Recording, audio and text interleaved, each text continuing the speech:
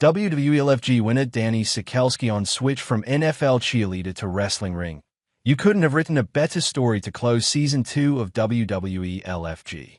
Dani Sekelsky, the scrappy underdog, was named the women's winner and an NXT contract by brand boss Shawn Michaels.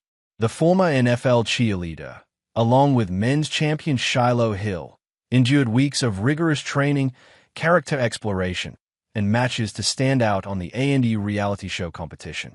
This was redemption for Sekelsky, who, like Hill, was part of the inaugural season.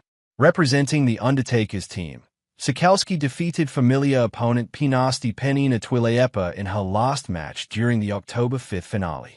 Adding a punctuation mark, the 24-year-old used her coach's signature submission Hell's Gate. Undertaker gave his blessing for the rookie to use the move after she respectfully approached him. Here Sekelsky opens up about her victory and what's next. This was your second opportunity to go after the NXT contract.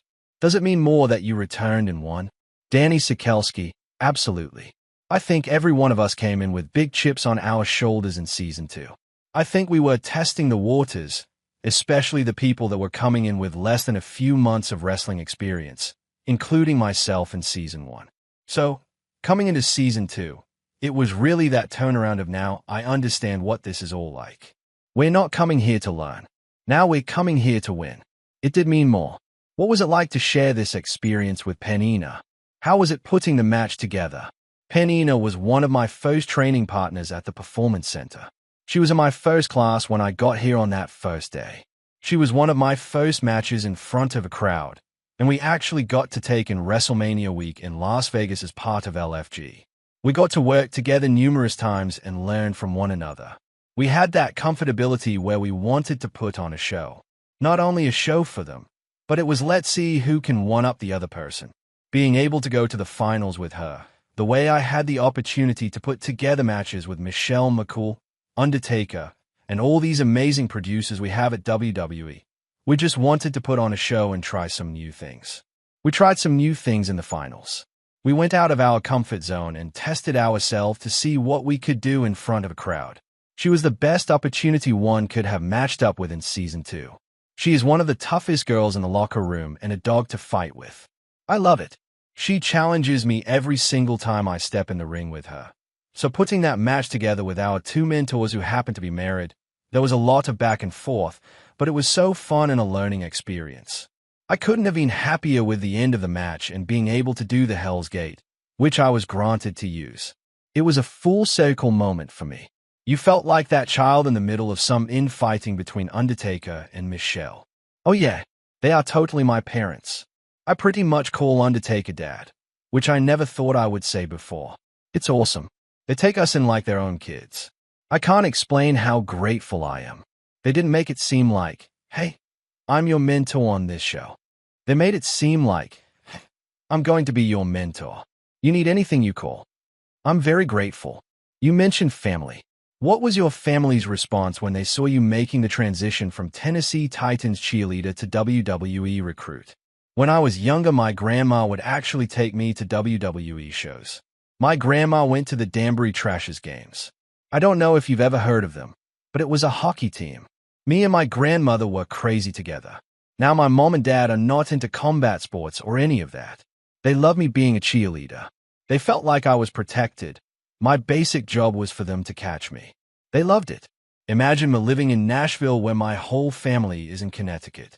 I call my parents and say, hey, I'm going to try out for WWE next week. First of all, they probably thought I was joking at the time. The main thing was, are you going to get hurt? My parents are two of the most supportive people I could imagine. It's the same with my sister and grandma. It was a really tough call for them to take. They care about me a lot. They care about my safety and well-being. They want me to be healthy. I totally understand. But it was funny because I remember the day I sent them my first promo for my tri-eat that I submitted. Immediately, my dad texted back, oh, she is taking this really seriously. I can't say I've faced things without hardship, but if I want something, I make it happen. And so when they saw almost like a character come out of me in that first promo, just that 60-second promo explaining who I am to WWE, they could tell I wanted it and wanted it badly. When I got to the Performance Center, getting the call I was injured and how long I'll be out and trying to work through it, so they are not taking me off the show. My parents' main concern was my safety. They always know I'm never going to back down unless there is no choice. They were there every step of the way. My mom loved watching the show, but her coming to Houston and seeing my eyes in the ring and actually the impact of what is happening on the mat, it bothered all of them a lot. But that was the cherry on top, being able to come backstage and show them I'm standing on my 2 feet. I'm not feeling amazing at that moment, but I'm here and healthy, and you guys just got to see me perform for the first time. They have been so supportive throughout this journey. I just cannot thank them enough. I know it's not easy on them, so I appreciate them sticking with me through it. Others have come from cheerleading backgrounds and found success from Hall of Famer Stacy Keibler to Carmella. Even Naomi was an Orlando Magic dancer. What do you take from their examples? It motivates me. Starting out in wrestling, I wanted to tie what made me comfortable in my previous career into my now new career as a wrestler. I wanted to take those comfort points like my pom-poms on my skirt and red lipstick and bow so that I could learn who I was as a wrestler in the ring. Obviously, I would love to develop and change and evolve, as that's what wrestling is all about. This is a starting point for me. It is what made me feel comfortable so far in this journey. I'm just really excited, as you can see in Season 2, of getting me out of my comfort zone and seeing now what I can pursue and how we can evolve. There are so many people I take inspiration from. Alexa Bliss, Naomi, and Maxine Dupri, who was one of the first people I met coming into the Performance Center. It's cool to see how in different ways we all tie our gymnastics or cheerleading or acrobatic background into what we're doing without all being the same. Are we going to see something similar to El Grande Americano from you? Have we seen the last of you wearing the mask and taking on a second persona? The mask? Oh goodness. I would love to don the mask again. We shall see. It's not a conversation I've had, but I do think there is a very big possibility it would be coming back at some point. How would you say life at the Performance Center has changed for you? Now that you have this NXT contact, have you had discussions on what's to come? Coming out of the finale of Season 2, I faced multiple injuries, some that were shared on the show and others that weren't.